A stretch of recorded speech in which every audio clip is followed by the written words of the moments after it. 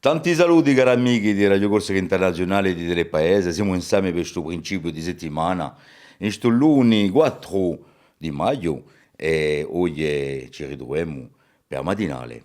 Bonjour, salut à tous. All'ascolto di Radio Corsica Internazionale, prima radio. Si vous impréguit. Bienvenue chers amis de Radio Corsica Internationale, allez en ce lundi, en ce début de semaine, et c'est votre matinale, voilà. Et puis tiens, aujourd'hui on va souhaiter une très très bonne fête à tous les Sylvains. Et voilà, on débute notre matinale, bien sûr comme d'habitude, avec un petit point météo, Philippe qui s'installe.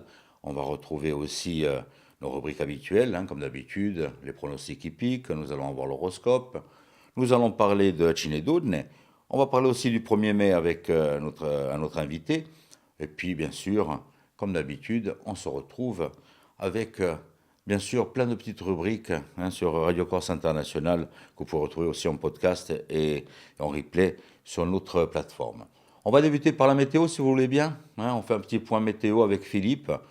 Le ciel, aujourd'hui, on va faire avec. Bonjour Philippe.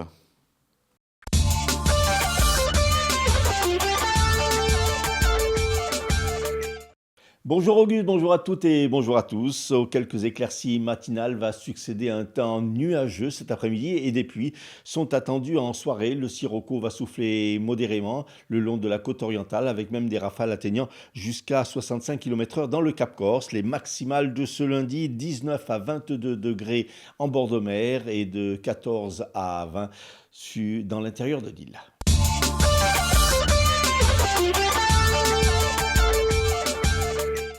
L'homme qui avait pris à partie une mère de famille devant une crèche à Follet, mercredi, a été déféré au parquet de Bastia ce week-end et dans le cadre d'une reconnaissance préalable de culpabilité des chefs de menaces aggravées et outrage, a été condamné à 6 mois de détention à domicile sous surveillance électronique, une peine assortie de 70 heures de travaux d'intérêt général ainsi que d'une interdiction d'entrer en contact avec les victimes. À l'origine des faits, un problème de stationnement devant la crèche. L'homme s'en était vivement pris à la mère de famille venue chercher son enfant. Après que 2 restaurants ont été détruits par le feu à Sainte-Lucie de Talano et Fozzano sans faire de blessés, une enquête a été ouverte par le parquet d'Ajaccio pour destruction de biens par moyens dangereux et détention et transport de substances incendiaires. Ce dimanche, les responsables de la liste Unidi per Domani, arrivés en seconde position aux dernières élections municipales de Bastia, ont tenu une conférence de presse pour dénoncer la hausse de 14% de la taxe foncière à Bastia, votée lors du dernier conseil municipal. Pour Julien Morganti, Jean-Martin Mondolone, Sylvain Fanti, Jean-Sébastien de Casalta et Mathieu Ricci, les responsables de ce parti politique, cette décision constitue un mensonge par omission. Ils ont également dénoncé l'immobilisme de la municipalité au sujet de l'hôpital de Bastia. Ce lundi sera procédé à l'élection du conseil exécutif de Corse et de son président. Après le départ de Gilles Simeoni pour ses fonctions de maire de Bastia, c'est Gilles Giovanangeli qui devrait lui succéder. Maire de Lecce entre 2001 et 2014, il a été également directeur régional de BGE, un réseau qui vient en aide aux entreprises. En 2021, après la victoire de Gilles Simeoni au territorial, il a été chargé du développement économique, du budget et des finances au conseil exécutif de Corse. Il fut également président de l'Office d'équipement hydraulique de l'île et depuis 2025, il est à la tête de l'ADEC, l'Agence de développement économique de la Corse. Aujourd'hui et demain se tient à l'espace Jean-Paul de Rocasser à Porto Vecchio le Forum des mathématiques 2026. Au programme des ateliers ludiques, des projections et des conférences, histoire de démontrer que les mathématiques se nichent un petit peu partout et avec pour ambition également de rendre les sciences accessibles, vivantes et passionnantes. Durant ces 2 jours de manifestations gratuites, 27 ateliers interactifs pour manipuler, expérimenter et comprendre les phénomènes qui nous entourent, 18 conférences également thématiques ouvertes au public pour explorer les mathématiques sous toutes les coutures, des projections de courts-métrages et puis 2 soirées exceptionnelles avec des invités. Stéphanie Escoffier, directrice de recherche au CNRS, et Étienne Gis, mathématicien et secrétaire perpétuel de l'Académie des sciences. La manifestation débute ce matin, Auguste, avec quelqu'un que vous connaissez bien, les Shadocks. Sport, Nicolas Santini a remporté hier la 24e édition du Trail Napoléon qui a vu la participation de 1400 coureurs dans 3 distances, 42, 25 et 10 km. Le Calvé a pulvérisé même le record de l'épreuve des 42 km en terminant avec 20 minutes d'avance sur le second Gilles Agostini, première féminine Laura Estournes. Et puis en rugby, ce dimanche, les Ponettes, les Bassiaises se sont largement imposées lors de la demi-finale allée du bouclier territorial à 10 face aux infernales de la Cadière. Les Corses n'ont pas fait dans la dentelle, s'imposant 61-15.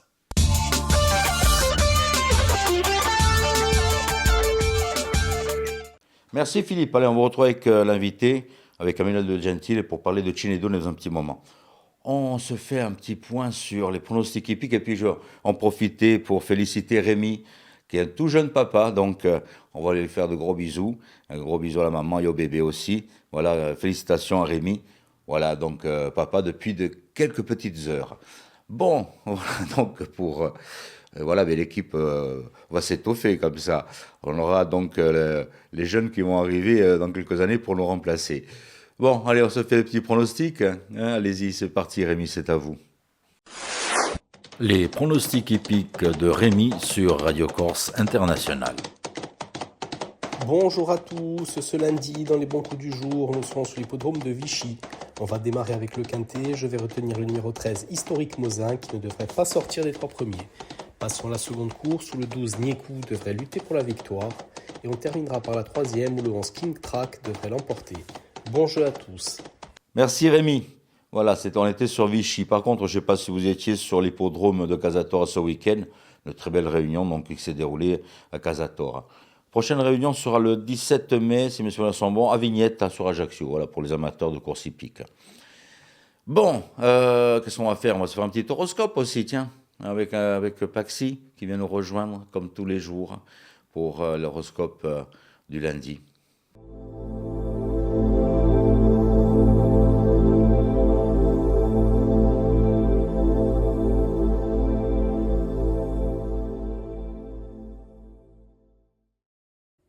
Et bonjour à tous, j'espère que vous vous portez bien. On va voir pour ce lundi ce que l'on peut vous dire. Les béliers, il va falloir être focus et concentré au niveau professionnel. Faites attention à voir ce que vous négligez plus que d'autres choses. Il va falloir mettre des efforts peut-être plus réguliers dans certains points, certains domaines, certains détails. Les taureaux, vous allez avoir des choix importants aujourd'hui par rapport à ce qui vous entoure, à votre famille, à vos proches. En tout cas, ça concerne votre vie personnelle et votre foyer. Donc, observez bien et voyez qu'est-ce qui sera le choix le plus favorable pour vous. Les Gémeaux, vous cherchez à vous protéger et à protéger vos projets également. Une passion, un travail, quelque chose dans ce genre-là. Mais attention, peut-être que la vie des autres pourrait vous faire dévier de la voie ou du projet que vous avez établi. Les cancers, il va falloir justement vous libérer un petit peu au niveau de votre potentiel. Peut-être y croire plus, avoir plus de possibilités, ouvrir les possibilités ou vous intéresser, à des choses qui peuvent vraiment résonner grandement avec vous. Vous avez un potentiel qui est bien plus grand que ce que vous pouvez imaginer. Libérez-vous, soyez créatifs. Les lions, il va falloir accepter certaines rancunes du passé, certaines choses qui peuvent laisser un goût amer pour pouvoir vous sentir beaucoup plus léger et présent. Les vierges, vous allez apprendre des commérages qui vont vous faire de la peine, vous allez apprendre des mots qui vont vous blesser le cœur. Revoyez la valeur que vous avez auprès de certaines personnes qui peuvent s'amuser à dire des choses qui sont pénantes. Les balances, vous allez avoir des résultats positifs même si vous vous en doutez grandement. Avancez, les réponses viendront. Les scorpions, vous évoluez, vous changez, vous n'hésitez pas à passer à l'action et à mettre du changement. Et ce, même si vous pouvez ressentir de la jalousie ou voire de la malchance. Les sagittaires, les choses elles vont avancer au niveau relationnel. Par contre, il va y avoir des phases compliquées. Attendez-vous à des disputes, mais cela va vous permettre d'avoir une avancée personnelle qui sera bien plus grande. Les Capricornes, le changement est imminent, le changement vient certainement de vous et de ce que vous utilisez autour de vous, les situations et toutes sortes de choses. Sachez bien que vous voyez déjà très bien là où vous voulez aller, ce que vous voulez, toutes les réponses sont en vous. Les Verseaux, il y a des événements qui vont être importants, marquants pour vous dans le trimestre à venir, mais vous pouvez déjà dès aujourd'hui avoir des petites indications de la vie. Soyez observateurs. Et enfin, les Poissons, prenez soin de votre santé, de votre corps pour pouvoir être dans l'action et dans les passions qui justement vous animent. Merci à tous, je vous souhaite une très belle journée et je vous dis à demain.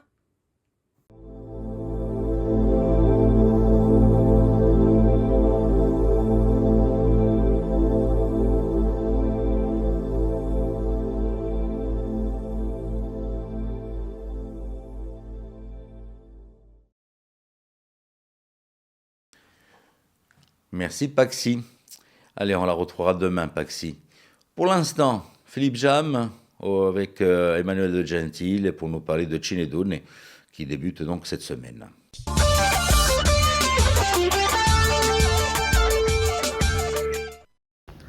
Emmanuel Gentile, bonjour. Alors, 5e édition de Cinedone, quel en est le thème cette année?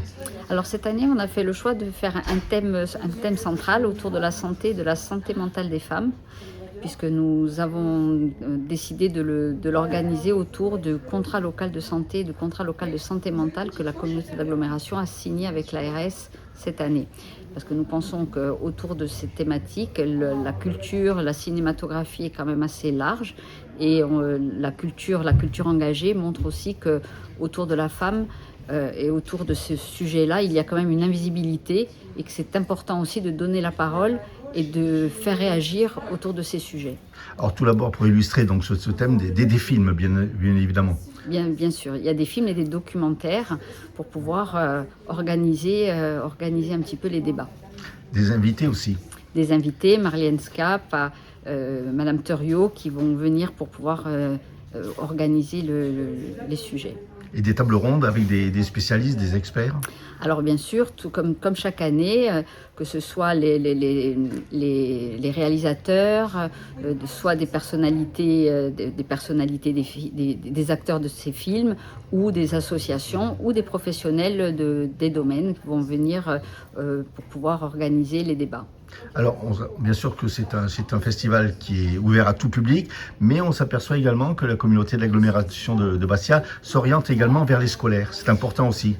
Alors, c'est un festival populaire, mais chaque année, nous essayons d'avoir un focus particulier sur la jeunesse, puisque nous souhaitons qu'il y ait quand même beaucoup de pédagogie pour pouvoir former les jeunes avec toute l'année des ateliers qui sont organisés avec les écoles et les lycées pour pouvoir discuter à travers les thèmes que nous souhaitons mettre en lumière à l'occasion du festival, avec une personne qui est missionnée pour pouvoir aller organiser des ateliers dans les écoles et les lycées, pouvoir traiter un petit peu les sujets en amont pour que, à l'occasion de la diffusion des films, il puisse y avoir un échange beaucoup plus constructif pour qu'il y ait des débats auxquels les jeunes participent. Le but, c'est de libérer la parole et supprimer les tabous. Bien sûr, pour que les jeunes puissent, que ce soit des jeunes garçons ou des jeunes filles, puisque c'est des sujets qui tournent toujours autour de l'égalité et des femmes, il faut que les jeunes puissent s'exprimer et puissent voir un petit peu comment ils se positionnent par rapport à ces sujets. Alors une manifestation qui se déroule donc à Bastia, à l'Albor, au Régent, et également à Fouriagne, et puis vous vous décentralisez en Valagne cette année. Alors la manifestation ne se déroule qu'à l'Albor cette année, et elle va se dérouler aussi à Fouriagne et à Lisoul. Pourquoi ce choix de l'île Rousse? Alors ce choix de l'île Rousse parce que nous avons depuis historiquement un partenariat avec ce territoire qui a souhaité s'associer à cette manifestation parce qu'ils ont une sensibilité sur ces sujets et donc nous les en remercions et nous avons un partenariat privilégié avec eux et ce festival a vocation, vu son thème, à se régionaliser et nous espérons que d'autres territoires souhaiteront à terme nous rejoindre également et nous serons très heureux de poursuivre cette itinérance. Merci beaucoup.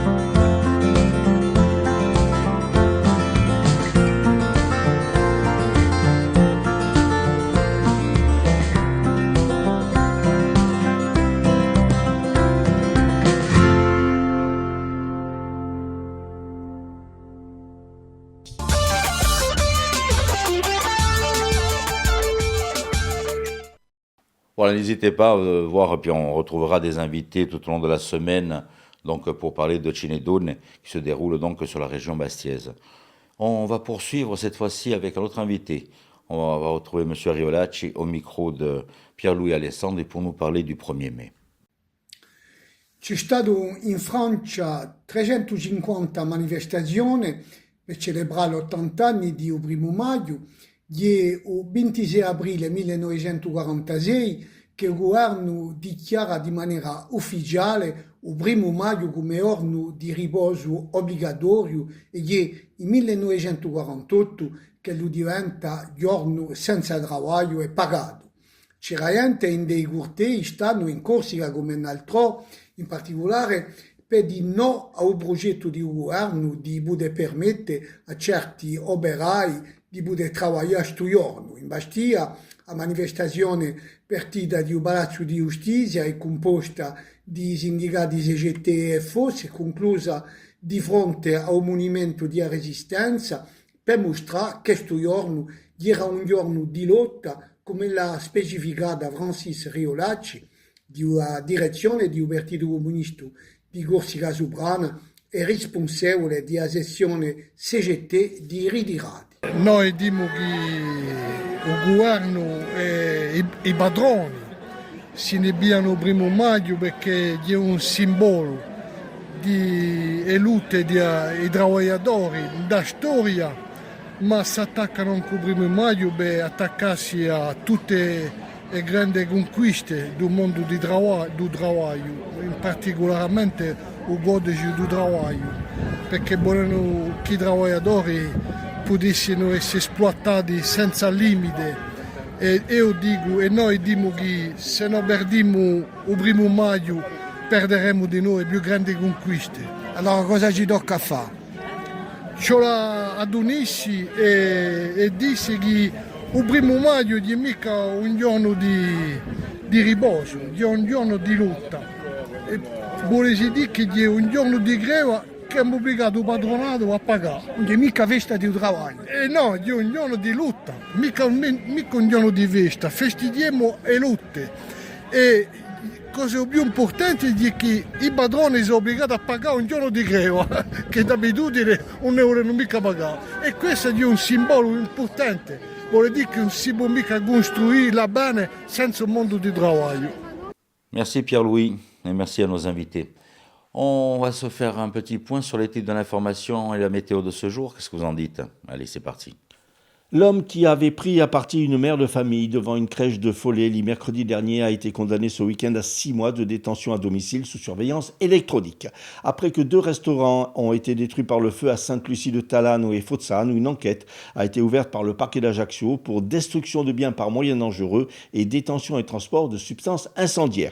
Ce lundi sera procédé à l'élection du conseil exécutif de Corse et de son président. Après le départ de Gilles Simeoni pour ses fonctions de maire de Bastia, c'est Gilles Giovanangeli qui devrait lui succéder. Sport, Nicolas Santini a remporté hier la 24e édition du Trail Napoléon à Ajaccio. Météo, des éclaircies le matin, des nuages l'après-midi, de la pluie en soirée. Merci Philippe, rendez-vous demain, même heure, même antenne.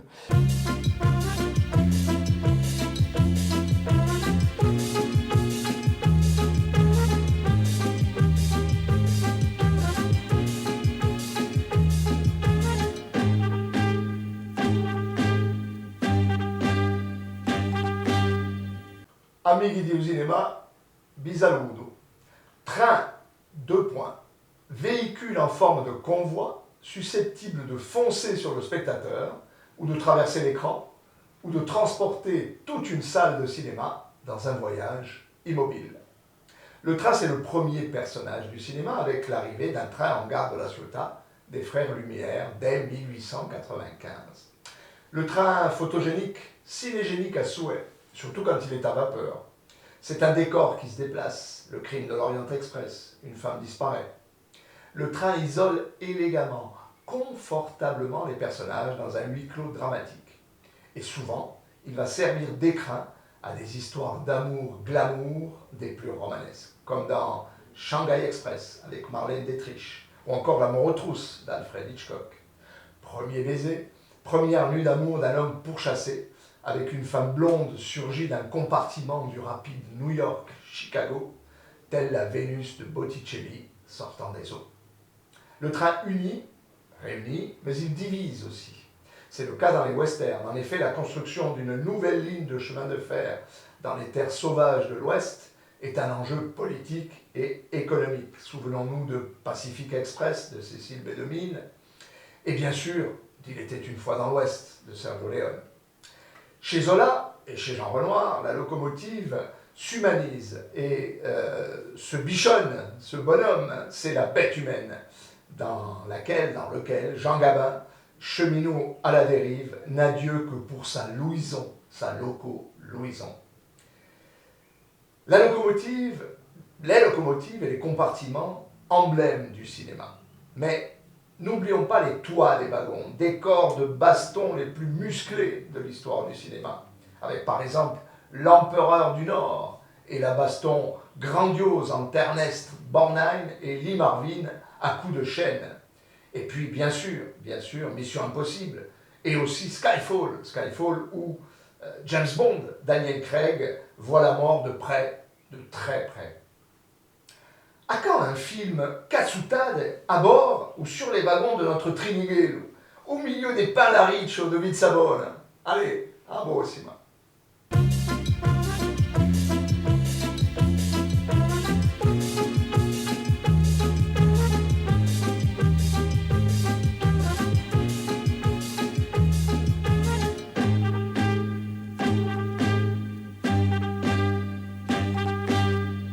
Tiens, je vais en parler encore une fois, on en a parlé l'autre jour. Triton, c'est le tout dernier album de Freddy Olmette, que vous allez pouvoir retrouver en ligne pour pouvoir l'écouter, ou bien vous allez pouvoir le trouver bientôt en vente un peu de partout. Donc, et Freddy Olmette qui sera notre invité cette semaine. On poursuit, avant de clôturer cette matinale, avec Pierre-Louis Alessandri, et c'est sa rubrique de tous les lundis. A Gronica di Pedro Luigi Alessandri.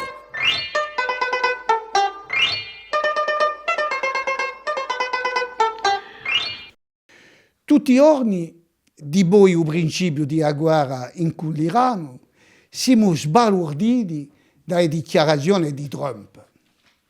Un giorno vuole distruggere la civilizzazione persia, l'altro vuole negoziare, un po' avanti vuole fermarsi, andando un po' più vuole di nuovo fare fuoco d'inferno contro l'Iran.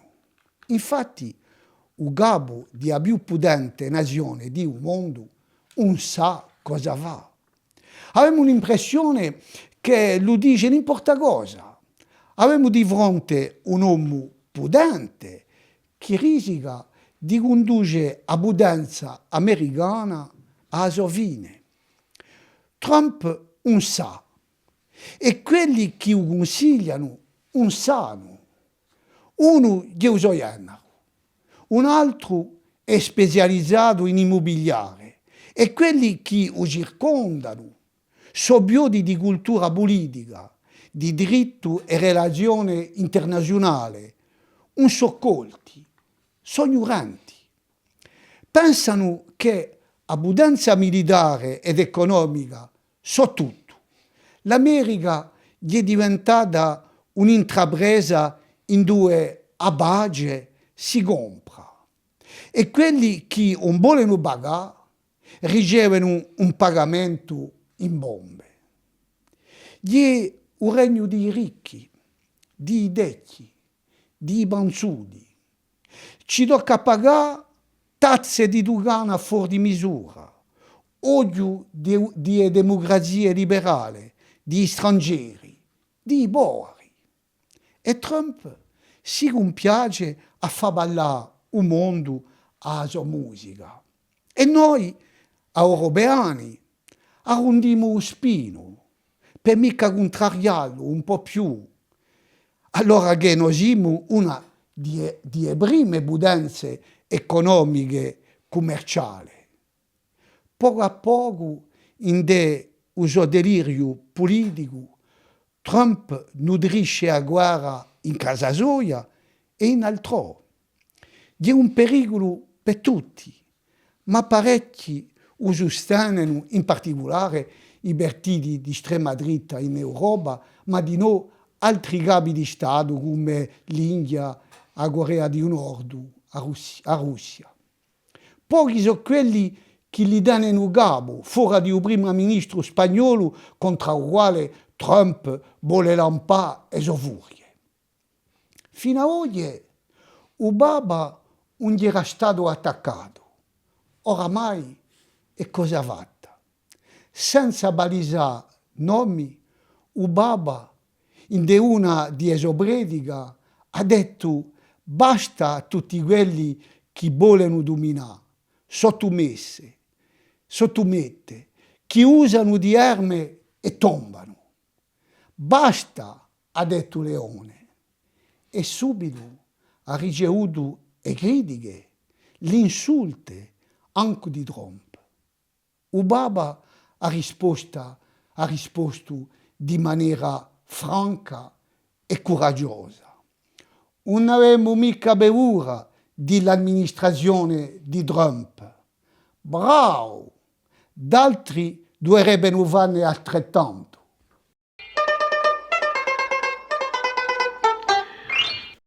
Voilà, un grand merci à vous d'avoir passé ce petit moment en notre compagnie sur Radio Corse Internationale et sur TPS. Je vous rappelle que ces matinales, vous pouvez les retrouver en version podcast sur Radio Corse Internationale ainsi qu'en direct. Les replays aussi sur les deux stations, sur Stampa Paese, vous allez piocher un peu sur les sites, vous allez voir, vous allez pouvoir les retrouver. Voilà, je vous souhaite de passer un bon lundi, un bon début de semaine et je vous donne rendez-vous demain matin, même heure, même antenne. Tenete volta domani. Bonjour, salut à tous. All'ascolto di Radio Corsica Internazionale, prima radio.